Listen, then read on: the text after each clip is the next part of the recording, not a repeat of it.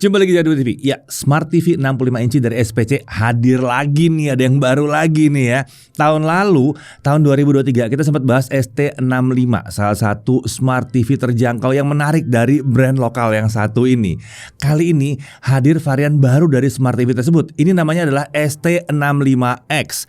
SPC menyebutnya sebagai Google TV with Cinema Sound. Wah, berarti ini sound ya, ada speaker khususnya. Ya, ternyata ST65X ini adalah ST65 yang dilengkapi dengan built-in soundbar. Menarik ya. Ini disebut SPC cocok untuk yang ingin merasakan nonton film seperti di bioskop, tapi bisa di rumah aja tanpa nambah-nambah lagi soundbar. Nah, karena masih menggunakan basis ST65, Smart TV yang baru juga menawarkan resolusi layar 4K HDR dengan 4 port HDMI. Selain itu, TV digital Indonesia juga pasti didukung ya. Oke, kita langsung aja mulai pembahasan TV yang menarik ini. Oke, SPC atau SPC buat yang belum tahu, ini bukan brand baru. Ini udah ada 35 tahun di Indonesia. Brand ini lahir di era 1980-an dan dikenal luas sebagai salah satunya ya karena produk monitornya dulu. Nah, seiring perkembangan SPC ini menawarkan makin banyak variasi produk, bukan cuma produk-produk IT aja, tapi juga produk-produk lain termasuk Smart TV. Oke, kembali ke SPC ST65X. Kita mulai aja pembahasannya dari paket penjualannya. Tentunya di sini ada unit TV-nya. Lalu ada 2 buah stand untuk TV lengkap dengan baut-bautnya. Kabel power juga ada di sini, Bluetooth remote control ada di sini, dan ada paket dokumen juga. Nah, ST65X ini juga hadir dengan desain yang modern ya, serupalah dengan ST65. Bedanya ada di frame bawah. Nah, di frame bawah layar ini terlihat lebih tebal, tapi ini wajar karena SPC menempatkan built-in soundbar di bagian yang ini. Nah, built-in soundbar ini ditutup dengan bahan fabric, membuat tampilan TV ini kelihatan lebih berkelas aja nih. Di bagian tengah dasar built-in soundbar ini ada area yang sedikit nonjol. Ini adalah tempat dari tombol power TV yang satu ini. Untuk stand, desainnya adalah V terbalik, kurang lebih seperti ini ya. Stand ini mengangkat TV sekitar 4,5 cm aja, tapi nggak ada masalah, udah ada soundbar di situ. Beralih ke sisi belakang, terlihat ada lubang mounting standar VESA yang 200x200 mm. Ini bisa digunakan untuk masang TV ke bracket untuk wall mounting. Di area kiri di sisi belakang ini terdapat konektor AC input, sementara di area kanan ada konektor-konektor I/O. Ada yang menghadap ke samping dan ada yang menghadap ke bawah. Ini masih terlihat sama ya dengan yang ada di ST65 yang sebelumnya. Dimensi body TV ini tanpa stand itu lebarnya 1445 mm, tinggi 875 mm dan ketebalan 83 mm. Nah, untuk spesifikasi TV ini speknya itu layarnya jelas 65 inci 4K, 3840x2160 dan 60 Hz. Backlightnya adalah D-LED atau LED. Viewing angle-nya ini diklaim plus minus 178 derajat. Untuk HDR tentunya ada di sini. Untuk audio dia punya built-in soundbar dengan dukungan Dolby Surround. Untuk smart feature-nya, untuk OS dia pakai Google TV dengan RAM 2 GB dan storage-nya 8 GB. TV ini mendukung Google Assistant dan Chromecast built-in juga. Untuk konektivitas dia pakai Wi-Fi 5, Bluetooth versi 5.1 dan tentunya ada Fast Ethernet. Untuk TV digitalnya udah support DVB-T2. Ini benar-benar bisa untuk siaran TV digital Indonesia ya. Bisa lihat nih banyak channel yang bisa terhubung langsung nih, langsung bisa terpasang di sini. Nggak perlu nambah STB lagi tentunya ya. Nah, untuk konektor atau I/O, ini konektor yang menghadap ke samping ya, dari atas ke bawah. Ada 2 USB 2.0, ada 1 antena in dan ada 1 HDMI yang sudah mendukung HDMI ARC. Sementara untuk konektor yang menghadap ke bawah ada 1 optical audio out dan ada 1 Ethernet, ada 3 RCA untuk set composite input, ada 3 HDMI 2.0. Nah, HDMI di TV ini semuanya mendukung input 4K 60 dengan HDR. Saat menggunakan HDR di 4K 60, layar ini terdeteksi menawarkan color depth di 8 bit dengan dithering. Sementara saat kami coba turunkan refresh rate ke 30 Hz, color depth-nya terdeteksi bisa sampai 10 bit ya atau 10 bit. Jadi ini sesuai dengan klaim SPC bahwa dia bisa 10 bit, tapi emang bukan di 4K 60. Nah, semua HDMI di TV ini cocok untuk digunakan dengan game konsol, laptop, PC desktop, Blu-ray player, dan alat-alat modern lainnya. Oke, dalam penggunaannya, seperti Google TV pada umumnya, sebelum kita menggunakannya itu kita harus menghubungkan TV ini ke internet dan masuk ke akun Google kita ya. Setelah itu kita juga bisa menghubungkan remote ke TV lewat Bluetooth untuk kenyamanan penggunaan. Lalu setelah itu TV udah langsung bisa dipakai. Secara standar ada beberapa aplikasi streaming konten yang terinstall di TV ini. Kalau butuh tambahan kita ya gampang lah, tinggal cari di Play Store aja ya, gampang ini. Bisa dilihat sini ya, ada banyak sekali aplikasi streaming populer yang tersedia. Termasuk aplikasi lokal juga ada. Ini lengkap, tinggal pilih sesuai kebutuhan aja. Terkait navigasi di TV ini tentunya bisa pakai remote bawaan. Nah, remote ini pakai desain yang modern. Jadi tombol-tombol penting aja nih yang di sini. Terkesan lebih sederhana aja. Sayangnya tombol akses cepat ke pengaturan yang mungkin akan sering dibuka itu tidak disediakan di remote ini. Misalnya untuk picture atau sound mode. Sebagai gantinya di sini ada shortcut untuk aplikasi Netflix dan YouTube. Nah, remote ini juga dilengkapi dengan tombol voice command. Nah, dan itu bisa digunakan. Jadinya seperti ini kalau dipakai. Open YouTube. Opening YouTube for Android TV. TV ini juga mendukung integrasi Google Home. Bukan cuma kita bisa pakai voice command dari TV untuk mengatur perangkat smart home, kita juga bisa pakai app Google Home di smartphone untuk mengendalikan TV yang satu ini. Kemudian ada juga Chromecast built-in di TV ini. Jadi kalau mau casting konten dari smartphone atau tablet ke layar yang lebih besar, itu bisa, mudah banget. Nah, kalau bicara USB, kita bisa pasang storage untuk muter file audio atau video yang di dalamnya ya. Atau kita juga bisa pakai USB ini untuk mouse atau keyboard untuk mempermudah navigasi di TV ini. Atau mungkin kalau mau ngisi-ngisi password gitu ya. Nah, tuh lebih enak pakai keyboard tuh. Oke, sekarang kita lanjut ke pengalaman pakainya. Secara umum ini masih mirip banget dengan ST65. Tampilan TV ini terbilang relatif baik untuk kelasnya, untuk kelas harganya ya. Selain itu tampilan juga rapi, cukup minim dari gangguan-gangguan atau glitch yang aneh-aneh itu nggak ada tuh di sini. Ada sedikit area gelap di sudut-sudut layar tapi ukurannya kecil, nggak sampai yang kelihatan ganggu gitu ya. Kontras juga terasa relatif tinggi, jadi kedalaman warna gelap terasa cukup baik di sini. Memang ini bukan yang sangat dalam sekali seperti kalau pakai layar OLED ya, tapi ini wajar karena TV ini memang tidak dibekali dengan fitur seperti local dimming misalnya. Ya, sesuaikan dengan harga aja ya. Sementara untuk viewing angle, pergeseran terbilang minim sekali di sini. Adalah pasti sedikit ya, tapi nggak terasa sampai mengganggu atau sampai invert jadi negatif gitu, enggak ya. Saat kami coba tes color gamut, secara umum gamut coveragenya ada di kisaran 97% sRGB. Sementara untuk gamut volume itu tidak terlalu jauh dari 100% sRGB. Jadi tampilan di TV ini terasa relatif natural, tidak oversaturated. Hanya di mode vivid saja, gamut volumenya lompat cukup jauh ke 125% sRGB. Jadi kalau memang lebih suka dengan tampilan yang saturasinya tinggi, bisa pakai mode vivid ini.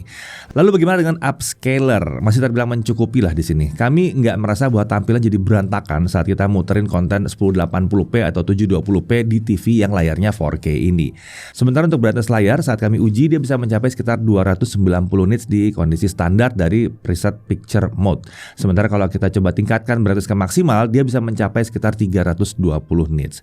Jadi soal tampilan layar, ST65X ini mirip dengan ST65. Yang pada dasarnya harusnya ini bisa memenuhi ekspektasi sebagian besar pengguna untuk TV dengan ukuran 65 inci di kelas harganya. Nah, kalau untuk HDR gimana ya? TV ini support HDR ya. Secara umum untuk konten HDR terbilang bisa ditampilkan dengan cukup rapi. Tampilan gelap masih bisa diangkat, tapi tampilan terang ini belum terasa bisa ditahan dengan luar biasa bagus banget gitu ya. Masih belum. Masih kadang-kadang ada di ujung banget lah gitu. Memang ini bukan terbilang yang luar biasa, tapi tampilan seperti ini buat kami sih rasanya udah bisa diterima untuk kelas harganya. Sekarang mari kita bahas audio dari TV ini. Tentunya karena pakai soundbar, ya audionya ada di atas rata-rata audio yang bisa kita temui di TV yang kelas harganya kurang lebih sama ya. Staging ditawarkan terbilang cukup luas, walaupun tentunya ini belum bisa menghadirkan surround yang benar-benar seperti mengelilingi kita gitu, masih belum lah ya. Tapi ini udah lebih baik daripada TV dengan speaker biasa di kelas harganya. Seharusnya untuk sebagian besar pengguna ini udah sangat mencukupi. Kemampuannya menangani suara yang rame itu terbilang oke di sini. Kami merasa separasi suara masih cukup terasa oke lah di sini. Sayangnya preset sound mode yang tersedia ini terasa kurang bisa memanfaatkan potensi dari built-in soundbar ini. Preset yang tersedia tuh sebagian terasa menghasilkan suara yang terkesan agak kasar ya sebetulnya. Saat kami coba fine tuning di mode user, kami merasa bahwa suara yang dihasilkan itu bisa lebih baik. Semoga aja hal ini akan bisa ditingkatkan oleh SPC. Sementara terkait volume suara yang dihasilkan ini terbilang tinggi ya, kenceng banget di sini, sangat memadai untuk penggunaan di ruang keluarga yang cukup besar sekalipun. Iya, jadi soundbar ini memang membuatnya berbeda ya, baik buat nonton film maupun TV ataupun dengerin musik ini akan beda dengan TV yang pakai speaker biasa. Kalau menurut kami sih kalau mau dikencengin mungkin suaranya emang kurang rapi, tapi ini mungkin berguna ya kalau kalian kumpul-kumpul rame-rame sama keluarga nonton bola gitu ya.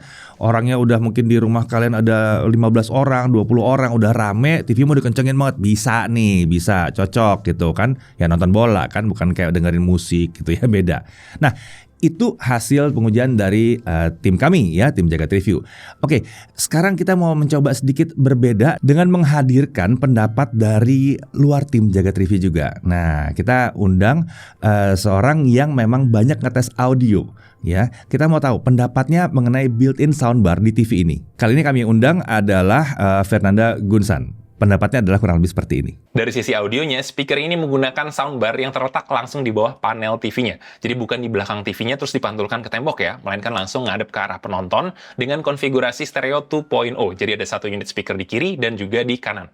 Ketika kita tes stereo speakernya ya lewat YouTube, itu perpindahannya memang nggak nyampe dari ujung kanan ke ujung ke kiri jauh gitu, nggak. Karena memang posisi speakernya masih berada di area sekitar dalam kakinya itu. Namun tetap berasa kok stereo imagingnya ketika ada pergerakan suara dari kiri ke kanan maupun juga sebaliknya. Kemudian dari sisi tonality-nya, suaranya itu cenderung V-shape ya. Ada banyak boost di mid-bass sekitar 100 hingga 200 Hz, dan juga upper mid-range boost di sekitaran 4 kHz. Untuk sub-bass-nya nggak terlalu banyak juga ya, karena kan ukuran drivernya itu kecil, nggak segede subwoofer yang biasa ada di soundbar unit terpisah. Ada beberapa EQ preset juga, tapi yang paling enak didengar yang standar aja sih. Untuk dengerin percakapan atau dialog di dalam sebuah film maupun juga berita tuh lebih kedengeran jelas aja si suara pembicaranya. Di bagian dialog enhancer ini juga nggak terlalu berasa ketika di otak-atik, kecuali yang bagian high, agak nambah sedikit presence di treble-nya aja. Oh ya, kalau masuk ke bagian user, kita jadi bisa ngotak-ngatik EQ-nya lebih detail lagi ya. Kalau ini nggak dinyalain tuh, kita cuma bisa atur bass dan treble-nya, nggak exact di frekuensi berapa. Ketika dinyalain mode usernya, gue coba kurangin sedikit treble-nya dan juga tambahin lower mid-range di sekitar 500 Hz buat bikin ini jadi lebih balance aja sih, preferensi pribadi. Tapi loudness-nya udah pas banget didengarkan di volume sekitar 30-an lah. Jangan digas lagi di atas 50-an, nanti bisa menimbulkan peak maupun juga distorsi. Tapi udah enak banget kok overall, TV udah include dengan soundbar, jadi suara itu langsung direct ngadep ke arah penonton ya, tidak dipantulkan lagi. Paling improve-nya buat kedepannya kalau bisa driver-nya dikasih yang lebih gede lagi sekalian ya, biar lebih detail dan lebih dalam tuh sub-bass-nya. Oke, kurang lebih begitu ya pendapatnya ya. Nah, kita lanjut lagi. Terkait input HDMI di TV ini, itu sudah cukup memadai untuk main game dengan PC maupun konsol game. Mau konsol game generasi baru pun harusnya nggak ada masalah. Memang kita tidak bisa merasakan sampai 120 FPS di TV ini. Tapi mengingat harganya masih bisa dimaklumi. Apalagi untuk gaming ada preset game yang memang disiapkan untuk menjaga agar input lag-nya itu rendah dengan menonaktifkan berbagai post processing. Mau dipakai untuk gaming juga udah lumayan sih di sini ya. Nah, untuk konsumsi daya di berbagai picture mode TV ini ada yang konsumsi dayanya di kisaran 140 watt dan ada juga di kisaran 150 watt. Nggak jauh beda sih sebetulnya ya. Kalau HDR-nya aktif, konsumsi daya di berbagai picture mode itu akan ada di sekitar 150 watt. Ada juga preset energy saving di TV ini yang saat diaktifkan, nah ini agak beda nih, konsumsi dayanya akan turun ke kisaran 100 watt di dalam kondisi standar. Dan kalau pakai HDR ya, itu jadi 120 watt. Nah, untuk harganya TV SPC ST65X ini dipasarkan dengan harga kisaran 7 jutaan rupiah. Dan kalau kalian tertarik dengan Smart TV ini, langsung cek aja link pembeliannya di deskripsi video ini ya. TV ini dilindungi garansi servis 10 tahun dan garansi spare part selama 3 tahun dari SPC. Oke, kita masuk ke hal yang perlu diperhatikan. Pertama, navigasi di TV ini terasa agak lambat ya. Lalu untuk remote ini mungkin agak sederhana di sini. Nggak ada tombol shortcut untuk picture mode dan pengaturan penting lainnya. Untungnya nih, menu di TV ini tetap terbuka sebagai overlay ya. Jadi tidak menutup konten yang sedang terbuka. Ya, kita tidak perlu matiin dulu konten untuk nyeting, lalu balik lagi konten yang nggak perlu gitu. Ini TV banget ya. Lanjut, untuk preset sound ya. Preset sound yang tersedia itu terasa agak kurang bisa mengoptimalkan kemampuan dari built-in soundbar. Tapi mungkin untuk sebagian orang preset ini udah bisa dianggap mencukupi. Nah, terkait hal ini SPC menyebutkan bahwa kalau ke depannya mereka akan coba menyempurnakan lagi preset sound mode ini. Jadi seharusnya dengan update TV ini bisa mendapatkan peningkatan di sisi audio kalau penyempurnaan itu sudah selesai. Kemudian yang bisa diperhatikan juga bahwa konsumsi dayanya ini agak tinggi untuk sebuah TV 65 inci dengan fitur layar seperti ini ya. Nah, dari sisi kelebihannya gimana? Nah, kita bisa lihat bahwa kualitas TV ini, tampilannya ini terbilang relatif baik untuk harganya. Kemudian dia juga punya built-in soundbar yang kita bahas dari tadi. Kemampuan audionya di atas rata-rata TV di kelas harga terjangkau seperti ini. Lalu dia juga punya 4 port HDMI 2.0. Ini sudah sangat mencukupi tentunya. HDR juga tersedia di sini. Lalu dia punya Google TV. Jadi ada dukungan banyak aplikasi dari dalam Play Store-nya. Dia juga punya Google Assistant, Chromecast built-in, serta integrasi Google Home. Bisa untuk pengendalian pengendalian perangkat smart home lewat suara kita aja. Lalu tentunya dia udah siap untuk siaran TV digital Indonesia dan garansinya panjang nih, 10 tahun dan tentunya didukung jaringan SPC yang udah terbilang luas di Indonesia. 10 tahun sih oke loh. SPC udah berdiri 35 tahun loh. Aman harusnya ya. Nah, SPC ST65X ini bisa dikatakan upgrade yang menarik untuk smart TV kelas terjangkau dari brand lokal yang satu ini. Sebelumnya ST65 udah terbilang memadai di kelasnya untuk menemani kita menikmati berbagai konten termasuk film. Tapi kalau mau pengalaman yang lebih memuaskan, kita mungkin masih butuh beli sistem audio tambahan. Nah, di ST65X ini dengan built-in soundbar secara out of the box, Smart TV ini bisa langsung dipakai menikmati konten dengan kualitas suara yang di atas rata-rata tanpa harus nambahin sistem audio tambahan. Jadi ini akan sangat mendukung yang suka nonton film di rumah. Bikin home cinema dengan basis TV ini terasa mudah banget, ya udah keluarin dari box, pasang, selesai, beres gitu ya. Ya, jadi untuk yang mencari Smart TV untuk pusat hiburan ala bioskop di tempat tinggal kita atau di rumah kita, tapi dengan harga yang relatif terjangkau, SPC ST65X ini sepertinya layak untuk dipertimbangkan. Saya Didi Irfan, Jakarta TV.